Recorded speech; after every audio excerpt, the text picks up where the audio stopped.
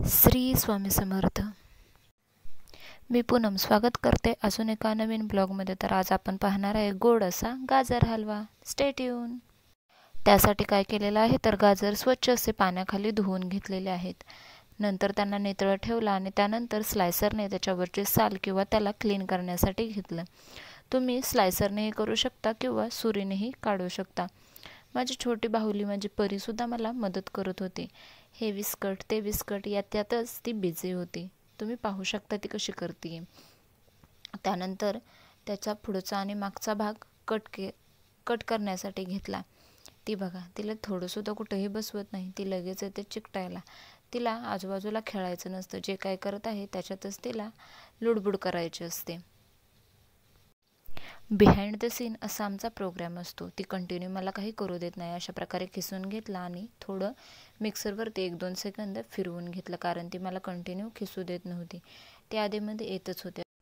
Continue 1-2 सेकंदासाठी जर तुम्ही मिक्सरमध्ये फिरवून घेतलं तर हे मस्त बारीक होतं आणि आपला गाजर हलवाही रवाळ होतो. त्यासाठी घेतलं साखर, वेलदोडे, दूध, साजूक तूप आणि अशा प्रकारे खिसून घेतलेलं गाजर. त्यानंतर गॅसवरती कढई ठेवली. कढई गरम झाल्यानंतर त्यामध्ये साजूक तूप घाला. साजूक तूप ते फ्रीजमध्ये ठेवलेलं, त्यामुळे ते वितळल्यानंतर त्याच्यामध्ये खिसून किंवा मिक्सरमधून बारीक घेतलेला आपला गाजराचा जो किस आहे तो घाला.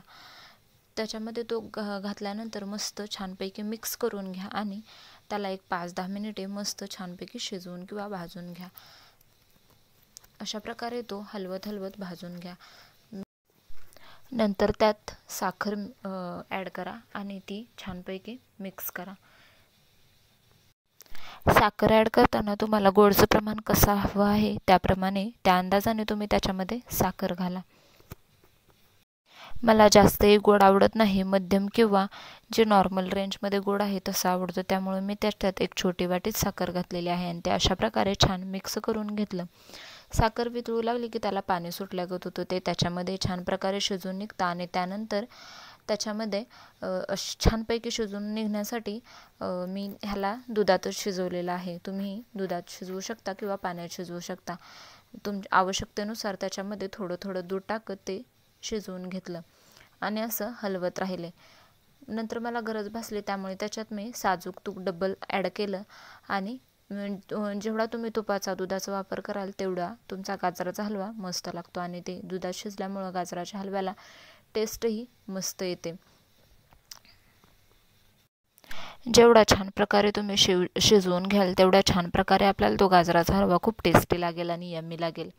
त्यामुळे त्याला दुधामध्ये छान शिजवून घ्या आणि त्यानंतर त्याच्यामध्ये चवीसाठी अशा प्रकारे ही कन्सिस्टन्सी येईपर्यंत किंवा हे टेक्स्चर दिसेपर्यंत तुम्ही त्याला शिजवून घ्या आणि नंतर चवीसाठी त्याच्यामध्ये अजून टेस्ट वाढवण्यासाठी मी वेलदोडे बारीक करून मिक्स केलेले आहेत आणि अशा प्रकारे आपला गाजराचा हलवा तयार होता. नक्की करून पहा असा गाजराचा हलवा आणि तुम्हाला कसा वाटला तेही नक्की सांगा. गाजराचा हलवा टेस्टला तर खूप मस्त झालेला आणि दिसतोय किती छान. अशा प्रकारे नक्की करा आणि मला कमेंटमध्ये नक्की सांगा गाजराचा हलवा कसा झाला. अजून सबस्क्राईब केलं नसेल तर नक्की करा. Thanks for watching.